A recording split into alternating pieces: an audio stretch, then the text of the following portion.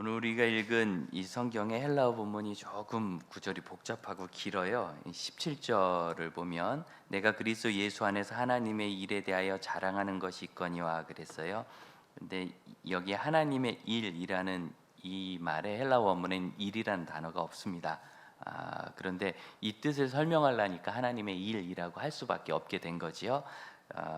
헬라어 원문은 이게 프로스톤테온이라고 그래가지고 하나님을 향하여 가는 것, 하나님을 향하여 간다는 게 뭐 같아요? 믿음의 길 같기도 하고 뭐 순종하는 길 그런 거겠죠. 그래서 하나님께서 주신 사명을 내가 순종하여 다 이루는 것을 말합니다. 다시 얘기하면 내가 그리스도 예수 안에서 하나님에 대한 사명의 순종을 자랑하고 싶다. 이 자랑이라고 얘기하니까 뭐 떠벌리는 것 같은데 한 위대한 신학자는 이 자랑을 그렇게 얘기했어요. 자기 인식. 여러분 스스로 어떻게 인식하세요? 저는 목사입니다. 아까 저는 중학생입니다. 이렇게 나오죠? 스스로를 어떻게 인식하세요? 근데 사도 바울은 내가 하나님의 일을 다 순종하는 사람으로 나를 인식하는 것이다. 그렇게 설명했습니다. 18절 보면 그리스도께서 이방인들을 순종하게 하기 위하여 나를 통하여 역사하신 것 외에는 내가 말하지 아니하노라. 외에는 말하지 아니하노라 그랬더니 그것을 꼭 말하겠다 그런 뜻이죠. 이중부정이 돼 있어서.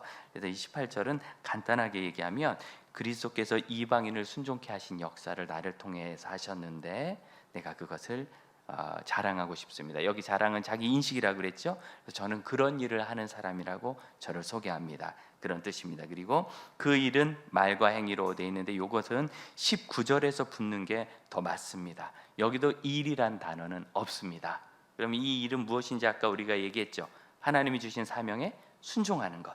그럼 하나님의 사명에 순종하는 것은 무엇이었느냐면 말과 행위로 되었어요. 말과 행위로 되었는데 19절 표적과 기사의 능력으로 그리고 성령의 능력으로 이루어졌다. 이 이루어졌다는 단어도 없어요. 그래서 표적과 기사의 능력, 성령의 능력, 말과 행위 이게 다 동일한 것을 연결해 놓은 것, 그리고로 연결한 것 같지만 요 헬라 원문을 보면 말과 행위가 어떻게 이루어졌느냐면 표적과 기사의 능력을 통해서 이루어졌고 성령의 능력을 통해서 이루어졌다. 그래서 이 표적과 기사의 능력과 성령의 능력은 말과 행위를 설명하는 말이에요. 우리 복음을 전했단 말이에요. 말로. 또 가서 직접 전하는 행동을 했어요. 지금 같으면 구제도 하고 또 이렇게 코로나로 위기가 있으면 이런 때는 구호 사역을 해야 되죠. 긴급하게 하는 일, 이례적인 걸 구호라고 해요. 이런 구호 사역을 해야 돼요. 그런 일들을 했는데 그런 일을 한다고 선교지가 돌아오나요? 가서 구제했더니 다 예수 믿든가요? 구호를 도와줬더니 그분들이 다 회심하든가요? 안 될 법한데 됐어요. 왜 됐나? 그 구제와 구호에 그 말과 행위, 복음의 전파에 표적과 기사가 있었던 거예요. 표적과 기사를 통하여 성령의 능력을 통하여 그 놀라운 일이 이루어졌다고 이야기하는 겁니다. 그래서 내가 예루살렘으로부터 두루 행하여 일루리곤까지 그리스도의 복음을 편만하게, 편만은 가득 찼다는 겁니다. 그 지역에 그리스도 복음이 가득 차게 복음을 전했다. 자, 그러면 17절부터 19절을 제가 간단하게 다시 한번, 간단하지 않은데 기니까 정리를 해보면 이렇게 말할 수 있어요. 저는 제 자신을 설명할 때 그리스도 예수 안에서 하나님께 순종하고 그분의 사명을 행한 것이라고 얘기하는데 그 행한 것은 예수 그리스도께 순종하게 하는 하나님의 능력이었고 그것은 말과 행동을 했더니 이루어졌는데 제가 복음을 선포하고 순종하는 역사를 했더니 표적과 기적이 일어나서 그 능력을 통해서 하나님의 성령이 역사하셔서 그 능력을 통해서 사람들이 예수님께 돌아왔어요. 그래서 제가 예루살렘부터 일루리곤까지 가득 차게 이 복음을 전할 수 있었습니다. 이렇게 되어 있는 겁니다. 더 복잡해졌죠? 그런데 본래 뜻을 오해하지 않도록 제가 좀 전하고 싶었어요. 뭐냐면 이 자랑한다는 것이 나는 그런 일 했습니다 하고 간증하는 건 줄 알았는데 그런 의미가 아니라 내가 누군지를 설명하는 거예요. 사실 그게 간증이죠. 간증은 하나님께서 나를 통해 하시는 일을 고백함으로 하나님께 영광 돌리고 나는 그 하나님의 일로 사는 사람입니다 라고 얘기하는 것과 같습니다. 제가 지도를 한 장 준비해 드렸는데 한 장 지도를 보여주시겠어요? 이게 그 당시 로마 제국을 다 보이는 겁니다. 저쪽을 보셔도 되는데 똑같은데 제가 그냥 이쪽에서 편의상 할게요. 이쪽으로 보면 이라크가 있죠. 옛날에 바벨론 지역이 여기입니다. 그래서 여기까지 약간 조금 더 나갈 수 있는데 이쪽 끝은 유럽의 끝이에요. 스페인입니다. 스페인 여기까지. 그러면 예루살렘은 어디 있냐? 이스라엘이니까 여기 있습니다. 막 점을 많이 찍었는데 제가 구글 지도를 캡처했더니 이렇게 됐어요. 우리 성지순례 때 방문했던 거 그 표시를 해놨더니 이렇게 나왔습니다. 여기 예루살렘이 있고 일루리곤은 어딘가? 일루리곤 여기가 바울을 파송한 안디옥 교회가 여기 있습니다. 일루리곤은 여기 알바니아라고 지금 되어 있는 지역 일루리곤이에요. 그래서 여기 그리스 반도 여기가 빌립보고 여기가 드로아입니다. 드로아에서 배를 타고 빌립보로 넘어갔고 이쪽 그리스 여기를 성경에서 마케도니아라고 그랬어요. 마케도니아. 지금 북마케도니아라는 공화국 여기 국가가 하나 서 있는데 이 마케도니아라는 이름 가지고 지금도 그리스하고 마케도니아하고 싸워요. 왜냐하면 알렉산더라는 대왕의 후예가 자기다 그 얘기를 하고 싶어서 어쨌든지 성경은 이 지역을 마케도니아라고 불렀고 여기를 일루니곤이라 불렀습니다. 이 아래 여기가 고린도입니다. 고린도를 아가야라고 부릅니다. 그 당시에. 그래서 마케도니아 아가야 이렇게 돼 있고요. 에베소가 여기 있어요. 여기 에베소. 그래서 바울이 이 고린도에서 지금 주후 57년경에 로마서를 기록해서 어디로? 로마로 보내는 겁니다. 그 로마서 성경이에요. 그런데 지금 바울은 여기 고린도에 있어요. 고린도. 그러면 이 동쪽을 보면 예루살렘으로부터 일루리곤까지 이만큼이죠. 바울이 이만큼을 다니면서 거리가 어떻게 되느냐? 여기부터 여기까지 직선 거리로 1800km예요. 1800km. 로마까지는 예루살렘에서 로마까지는 2200km가 나옵니다. 직선으로 쭉 차로 그으면. 근데 직선으로 가는 사람은 없죠. 육로로 이렇게 가고 배 타고 가야 되니까. 그럼 돌아가면 예루살렘에서 일루리곤까지 여행 거리가 최소한 2500km쯤 됩니다. 2500km. 지금 차를 타고 부산을 가면 400km가 좀 넘게 나와요. 우리 지역에선 남쪽이니까. 그러니까 서울에서 부산 가는 거리에 6배 정도 되는 거리를 말 타고 걸어서 또 산 쪽, 여기 산맥이 있는데 이 산맥을 피해 가지고 위험한 배를 타고 이렇게 해서 여기까지 복음을 다 전한 거예요. 일루리곤까지. 대단합니다. 동쪽이죠. 오른쪽입니다. 여기가 동쪽이에요. 그럼 로마 제국이 어디가 남았어요? 서쪽에 남은 거예요. 서쪽. 그래서 어디로 가기로 원하느냐면 서바나가 스파냐라고 헬라어로 되어 있습니다. 스페인을 말해요. 스페인. 여기가 스페인이고 아프리카 북부입니다. 사도 바울이 로마로 갈 때 여기서 체포되어 가지고 가이사랴에 있다가 구브로 섬을 거쳐서 이렇게 해서 여기 그레데 섬입니다. 그레데 섬에서 이렇게 올라가야 되는데 풍랑을 만나서 아르미쳐 가지고 여기가 지금의 몰타라고 되는 멜리데예요. 여기 멜리데로 표류해 갔다가 다시 올라갔지요. 뭐 그렇습니다. 우리가 지난번에 신약 성경 지역 성지 답사 갔을 때는 이렇게 배를 타고 건넜어요. 이렇게 건넜는데 사도 바울은 이쪽으로 들어가요. 보디올 항구로 들어갑니다. 그 이제 있는 얘기고. 그러니까 사도 바울은 지금 어떻게 생각하면 로마의 동쪽과 서쪽에 중간에서 로마서를 쓰고 있는 거예요. 몰라도 돼요. 그렇게 막 이렇게 공부했으면 고등학교 때 수 맞았겠네. 예, 그렇습니다. 자, 그런데 이렇게 편만하게 복음을 전했는데 20절 내가 그리스도의 이름을 부르는 곳에는 복음을 전하지 않기를 힘썼다. 이게 이제 무슨 소리냐? 누군가 예수를 믿고 있으면 거기는 복음을 전하지 않았다는 거예요. 그러면 아직 예수를 믿지 않는 지역에 가서 복음을 전했다. 낯선 곳에 복음을 전했다. 맞아요. 그래서 예루살렘으로부터 일루리간까지 로마 지역의 동쪽을 사도 바울이 다 복음을 전했는데 3번에 걸쳐서 전도 여행을 다니며 복음을 잘 전했고, 그리고 22절 내가 너희에게 가려고 하는 것이 여러 번 맡겼다. 너희는 누굴까요? 로마 교회입니다. 로마서니까 로마에 가는 것은 그럼 좀 말이 달라졌어요. 여러분 다시 생각해 보세요. 나는 지금 그리스도를 복음을 부르는 곳에는 복음을 전하러 가지 않았다 그랬죠. 근데 여러분에게 여러 번 가려고 했대. 어디에? 로마의 그리스도인들에게. 그 이미 예수 믿는데 왜 가려고 했을까요? 왜 가려고 했을까요? 지금 말이 틀리죠. 20절은 나는 예수 믿는 곳에는 안 간다 그래 놓고 22절에 여러분에게 가고 싶었는데 여러 번, 그것도 한 번도 아니에요. 여러 번 시도해도 잘 안 되더라. 그러니까 20절은 설명이 필요한 말이란 뜻이에요. 두 말이 지금 다르잖아요. 이 로마서를 받는 사람들은 로마에 이미 교회가 세워져 있습니다. 어떻게 세워졌는지는 아무도 몰라요.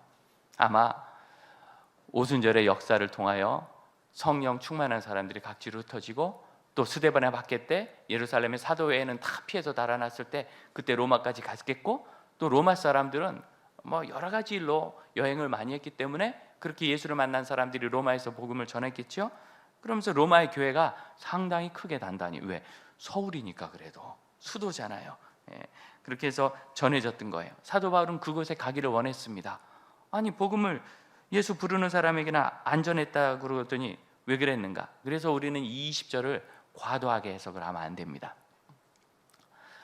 오늘 오후에 우리 GP선교회 훈련 원장님이 오시는데, 훈련 원장님은 새로 선교사님이 오시면 4개월간 합숙하면서, 여러분, 이 합숙하는 게 보통 어려운 일이겠어요. 또 우리 GP선교회는 자녀들까지 다 불러요. 왜냐하면 선교지에 가면 어른보다 자녀들이 훨씬 어렵거든요.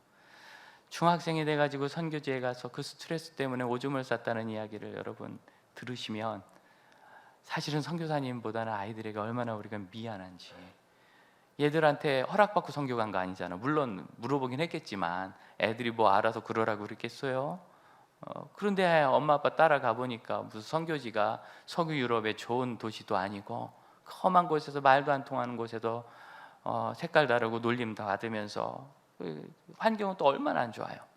그럼 가가지고 살래니까 아이들이 스트레스 많고, 또 일단 말이 안 되니까 우울증 걸리고 그랬던 이야기들을 우리가 많이 봅니다. 우리 GP선교회는 아이들까지 자녀들도 다 불러서 자녀들을 섬기는 선교사님들을 따로 모셔가지고 부모는 부모대로 자녀는 자녀대로 쭉 훈련을 하면 4개월쯤 되면 우리 아이들이 마음에 상당히 준비를 하고 가요.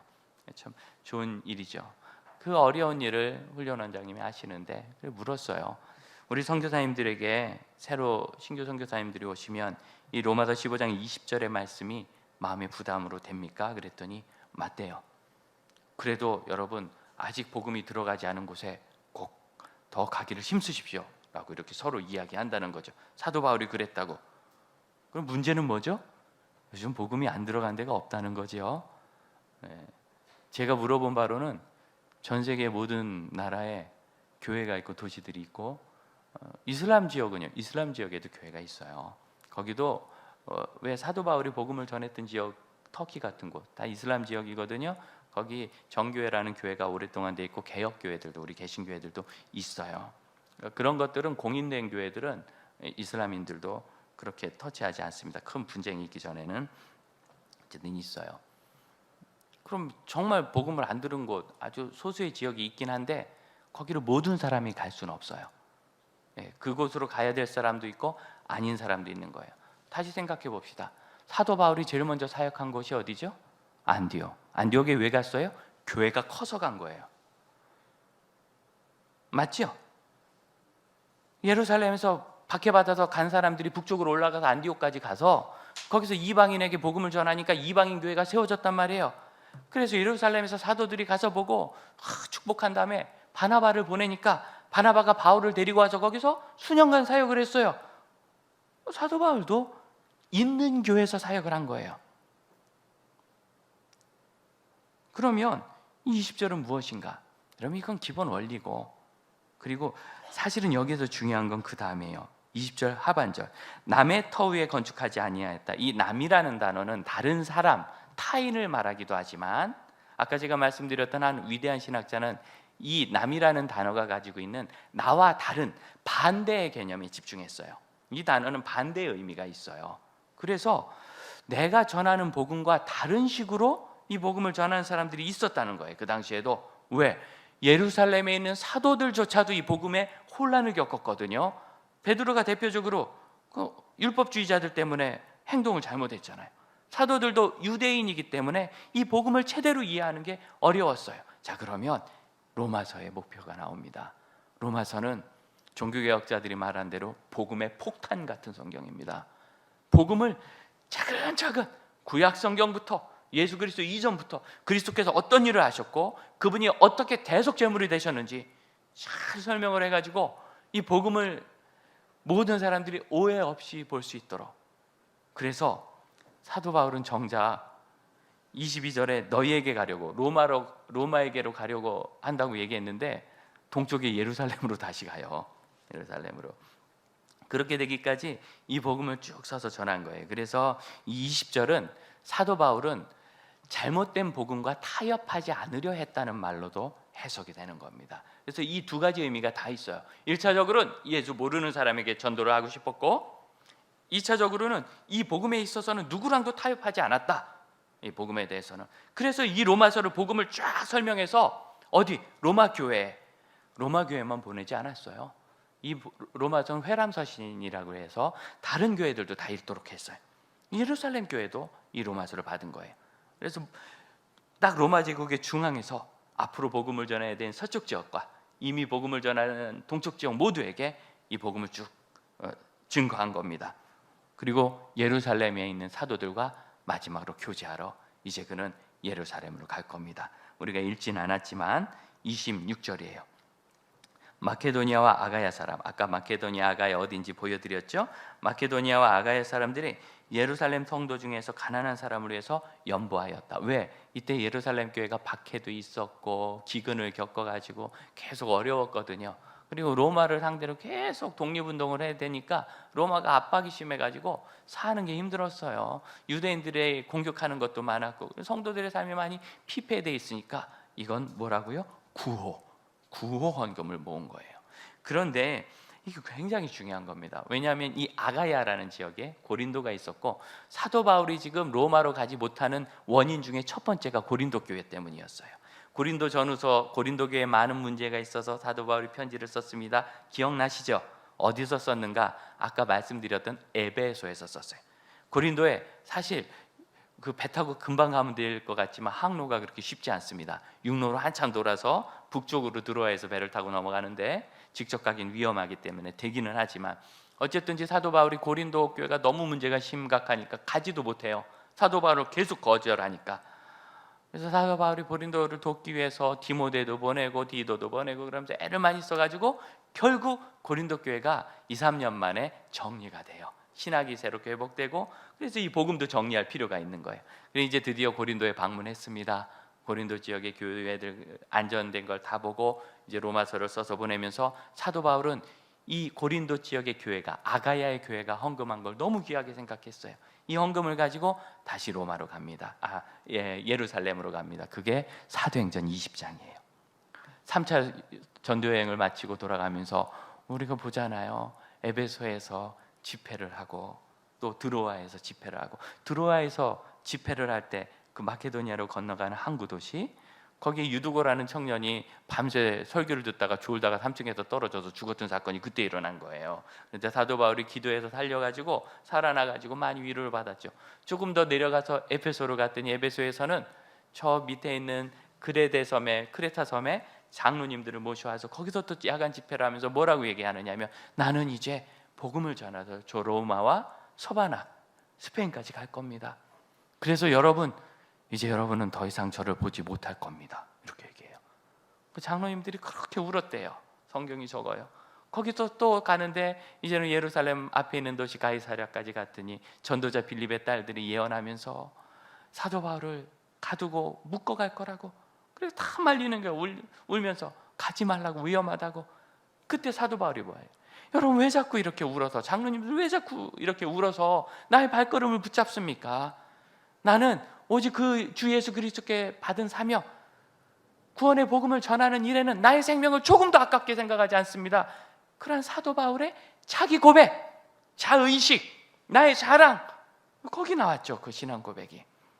그리고 드디어 예루살렘에서 사도 바울은 이 선교 헌금을 전하고 성전에서 체포가 되어가지고 가이사랴 갔다가 2-3년 더 머물다가 거기서 죄수의 신분으로 로마까지 압송되어서 로마에서 적어도 한 4년 정도 거기서 갇혔다 풀렸다를 반복하면서 연금 상태에서 복음을 전했던 것으로 그렇게 이해가 됩니다. 자, 그러면 사도 바울이 여기서 로마 교회에 이 편지를 쓰면서 로마 교회에 원했던 것을 한번 봐요. 24절 지나가는 길에 너희를 보고 먼저 너희와 사랑으로 얼마간 기쁨을 나눈 후에 너희가 그리로 보내주기를 바라노라. 누가? 너희가. 너희는 누구예요? 로마 교회. 로마 교회가 나를 서바나로 스페인으로 파송해 주기를 바라노라. 사도 바울을 파송했던 교회는 이전에 어디였습니까? 안디옥 교회였어요. 로마의 동쪽 지역을 다 선교했어요. 이제 서쪽 지역을 선교하려니까 로마 교회가 보냈으면 좋겠다. 왜? 이젠 돈이 다 떨어졌어. 그럼 사도 바울이 대단한 집안 아닙니까?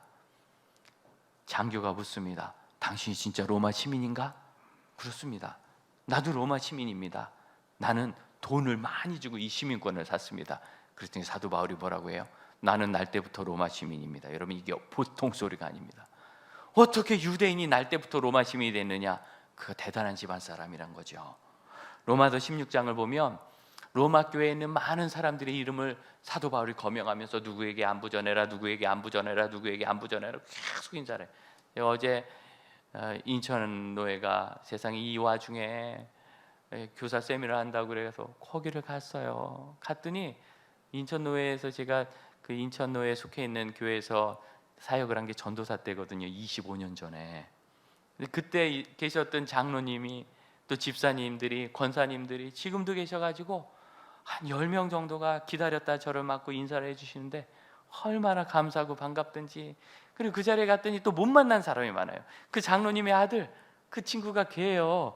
그 찬양팀 악기 구입한다고 작정 헌금하니까 용돈이 없으니까 목욕 안 했습니다 하고 목욕 안 한 돈 3,000원 헌금한 친구, 지금 목사님이 돼 있어요. 장로님, 장 목사님에게 안부를 좀 전해주세요. 저는 못 만났으니까. 이런 거예요. 계속 안부를 전하라. 그래서 학자들은 이상하게 생각해요. 가보지도 못한 로마 교회에 왜 이렇게 아는 사람이 많아? 이거는 에베소 교회에 보낸 편지가 잘못해서 여기로 붙었나 보다, 이렇게. 그런데 여러분, 쉽게 생각하면 돼요. 사도 바울은 어디 시민이라고요? 로마 시민. 로마의 친척들이 많고요, 아는 사람 많아요. 대단한 집안이거든요. 날 때부터 로마 시민. 이게 무슨 소리인지 지금은 우리는요 상상도 못해요. 어제 김정은이가 성명서를 밝혀내서 내각 회의를 해가지고 평양 시민에게 채소를 안정적으로 공급하겠다고. 그게 로마 시민이에요. 평양 시민은 채소를 먹이겠다. 평양 밖은 잘 몰라. 거기만 먹이면 되는 거예요. 돌아가신 김정일도 그랬다면서요. 평양 시민만 내 편이면 쿠데타는 일어나지 않는다. 이 정권을 유지할 수 있다. 그게 로마 시민이에요. 사도 바울이 그런 사람입니다. 로마에 이미 아는 사람들이요, 안 가도 많아요. 아마 그들이 사도 바울이 벌써 로마의 동쪽에 복음을 전해온 지 20여 년이거든요. 사도 바울을 찾아왔을 거예요. 로마 시민들이니까. 고향은 다소 사람인데, 다소에 있는 집안인데 로마까지 갔으니까 당연히 왔겠죠. 유대인 아니겠어요? 예루살렘 가느라고도 지나갔을 거예요. 그 먼 거리를. 1년에 한 번은 유대 남자들은 다 예루살렘에 가서 하나님 전에 자기를 보이라 해서, 너무 머니까 매년은 못 갔어도요 꾸준히 갔어요. 오다 가다 사도 바울 만났고 예수 만난 사람 많을 거예요. 쉽게 생각할 수 있는 것도 왜 학자들이 그걸 모르는지 모르겠어요. 자, 지금 이상하다고 얘기해야 책을 쓸 수 있거든. 뭐 그런 것 같아요. 그런 대단한 사도 바울인데 이제 선교비가 다 떨어졌어요. 이제 로마 교회 여러분이 저를 스페인으로 파송해 주세요. 어디서부터? 로마 교회로부터. 여러분, 이것을 함께하는 선교라고 합니다. 내가 전도하고요, 나는 예수 안 믿는 사람들에게 복음 전해요. 그러면 예수 안 믿는 사람부터 할 거예요. 어느 세월에. 그런데 여러분, 지금 전 세계 대부분의 지역에 교회가 서 있고 교단이 서 있어요. 우리 선교사님 계신 필리핀에도요 성결교 계열 교단이 거기는 커요. 얼마나 좋은 신학교가 있는지 몰라요. 동남아시아에서 가르치는 신학교 교수님들은 태국, 캄보디아, 베트남 전부 다 필리핀에 있는 대학에서 박사학위를 받고 가세요. 대단한 신학교가 거기 있어요. 나는 왜 한국 선교사님들이 거기 가서 신학교를 자꾸 세우는지 잘 모르겠어요. 그 신학교를 밀어줘야죠.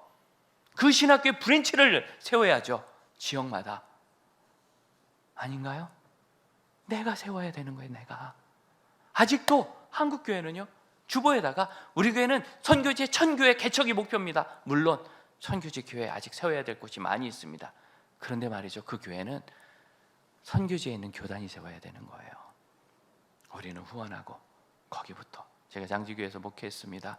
왔더니 아무것도 없는 것 같아도요 성도들이 100여 분이나 계시고 정말 믿음 좋은 분들이 수십 년 이 교회를 지키고, 그리고 이 땅도 마련하고 건물도 세우고 계시니까 와서 기도하고 함께 동역했더니 순식간에 부흥한 거 아니겠어요?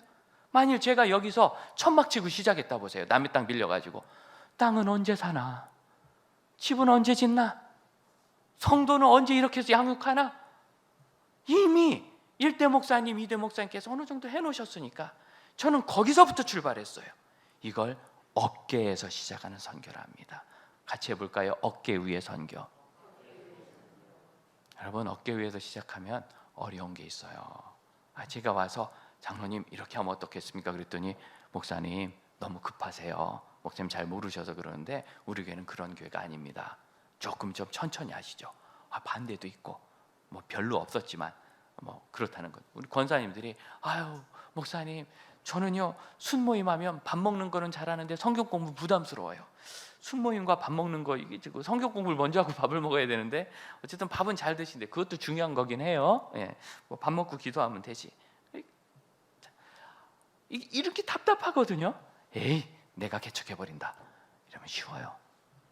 왜 연합을 못하고 왜 함께 못하는가? 답답해서 내 마음대로 못하니까. 왜 연합을 못하고 왜 함께 못하는가? 내 이름을 더 놓고 싶은 거예요. 우리가 100개 세웠습니다. 이거 저는 우리가 100개 세우는 것보다 그 힘으로 그들이 500개 세우는 것을 돕는 것이 더 위대하다고 생각합니다. 그렇게 할 수 있습니다. 100개 세울 돈이면, 100개 세울 에너지면. 왜 전 세계에 이렇게 한국 교회만 선교 역사가 100년인데 아직도 선교사님을 초청해 보면, 우리 집회에 신규 선교사님이 오시면 거의 제가 인터뷰했거든요. 인터뷰에서 물어보면 지금도 가서 새로 전도해서 그 사람을 양육해서 교회를 세워서 그 사람을 교회에서 양육해서 현지 목회자를 세워서 이양하고 올 생각. 바닥부터 또 하려고 그래. 이걸 100년 동안 했는데 앞으로도 그러냐 말이죠. 우리 선배들이 그렇게 바닥부터 해서 이만큼 세워놨으면 이제 우린 여기부터 해야 되는 거예요. 여기부터. 어떻게 우리 김재복 선교사님께서 10년 짧은 기간에 교회를 그렇게 잘하고 현지 사역을 해놨는가? 현지 교회니까 현지인 교회가 있더라는 거예요. 가보니까 주일학교만 없더래. 주일학교를 세워드린 거예요. 그걸 도왔더니 그 주일학교 선생님들이 옆 교회 가서 또 사역을 해서 거기도 주일학교가 생기고, 이제는 교회가 없는 지역에서 사역을 했더니 거기 어린이들이 생겨서. 김재복 선교사님 했으면 어린이들이 안 와요. 저 같으면 어린이들이 오겠어요? 예. 군인들이 오겠지. 그런데 현지인 젊은 청년들이 와서 주일학교 교사를 해주니까 어린이들이 40명 50명 모이고, 애들이 오니까 거기 동네 청년들이 기웃기웃하고 부모들이 따라오고 성도들이 생기니까 그래서 교회를 세운 거예요. 어깨부터 시작했기 때문에 선교지 가서 5년 만에 교회가 선 겁니다. 어깨부터 시작했기 때문에. 여러분, 우리 교회가 추구하는 선교는요, 이미 전 세계 한국 선교사님들 3만 명이 가 계세요. 그분들이 지금 자원도 부족하고 이제는 막 보내놨던 교회들이 어렵다고 후원 중단합니다. 고립되고 세워난 신학교 학생들이 없어요. 왜? 너무 마귀사비를 세워가지고 학생들 돌려막기 하듯이 이 신학교 졸업하면 저 신학교 가고 저 신학교 졸업하면 저 신학교 가고. 왜? 거기 가면 용돈은 주거든. 직장도 없는데.